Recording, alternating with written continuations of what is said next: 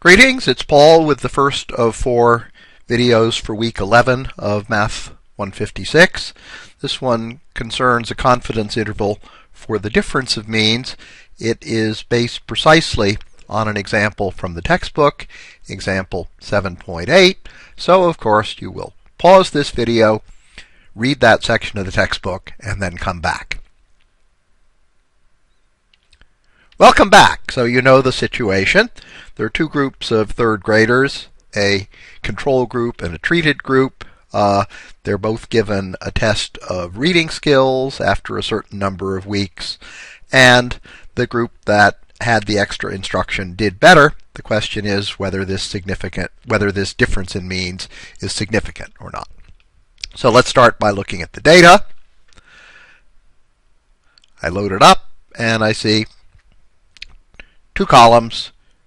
One indicates whether the student is in the treated group or the control group, and the other indicates their score. About as simple as it could be. Let's pull some vectors out from this using the subset command of R. Pull out the treated students, pull out the control students. Now we've got the 2 vectors and we can start analyzing them.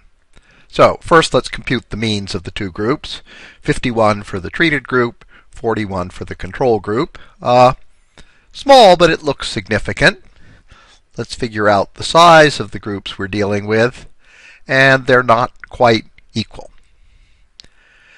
So what do we need? We need the variance of this difference in sample means. Very, very early in this course, you learned how to estimate the population variance from a sample. And what we have here is really the difference of 2 random variables, or the sum of a random variable and the negative of another random variable. So we can use the general principle that for normal distributions, and indeed for any distributions, as long as the random variables are independent, the variances add up. Okay? We've got a variance sigma 1 squared for one group, sigma 2 squared for the other group. There are 2 typographical errors about this in my version of the textbook, by the way. Maybe it's been fixed in the latest edition. If we want the variance of a mean, we have to divide by the number of samples.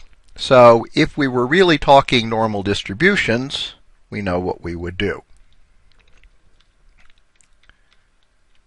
We would take the variance for the first group, which we approximate by S1 squared, divide it by N1 because we're taking the mean.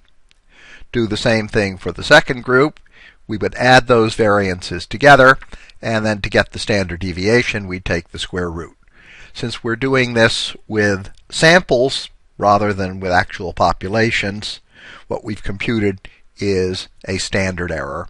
And there's our standard error, 4.3 and change. How many degrees of freedom? Well, this is a messy problem, but it's been solved by a fellow named Welch, and I just took the formula from the textbook and plugged it in. I don't know where this formula comes from, and neither do you.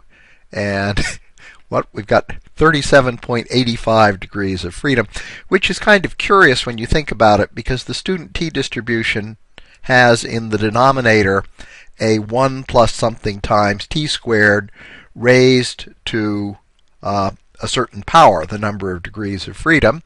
And here we're raising it to a power which is not really even a rational number. Nonetheless, we can compute for student t even if the degrees of freedom is not an integer.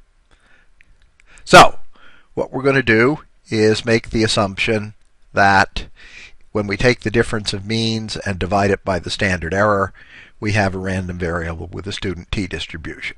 As you know, this works only for normally distributed random variables. Almost certainly not the case here, but it's the best we can do.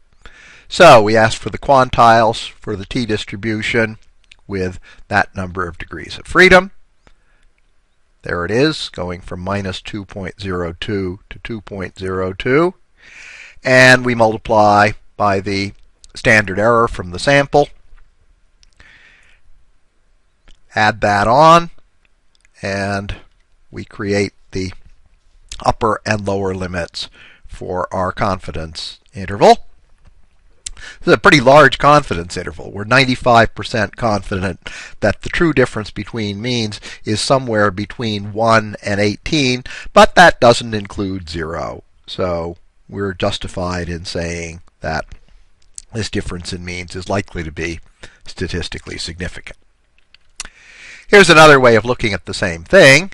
We can compute a p-value and ask, what's the probability that we would get such a large difference in means purely as a matter of chance? And what we're looking at is the rescaled mean. That is, we're looking at the number that we get after dividing by our estimate of the sample standard deviation. So first let's plot a curve of the student t-distribution. It does look awfully much like a normal distribution, and remember, when you pass to the limit where the number of degrees of freedom becomes infinite, the student t-distribution approaches the normal distribution as a limit. On this graph, we can plot our t-statistic. That's the difference in means divided by the standard error. There it is in red. And now we can ask, what's the probability that if the assumptions for the student t-distribution are satisfied, we'd have got a difference in means larger than this by chance? It's 1.3%, which might be taken as fairly convincing evidence that this difference in means was educationally significant and not a chance result. If we're asking, what's the probability that such a large difference in either direction would arise by chance, we have to double this, get 2.6%. Now, needless to say, all this stuff has been automated in R, and the function that does it is t.test. You pass it the vectors with the data for the two groups, and what you get out of this is an interval which was exactly the same as the one that we computed by hand.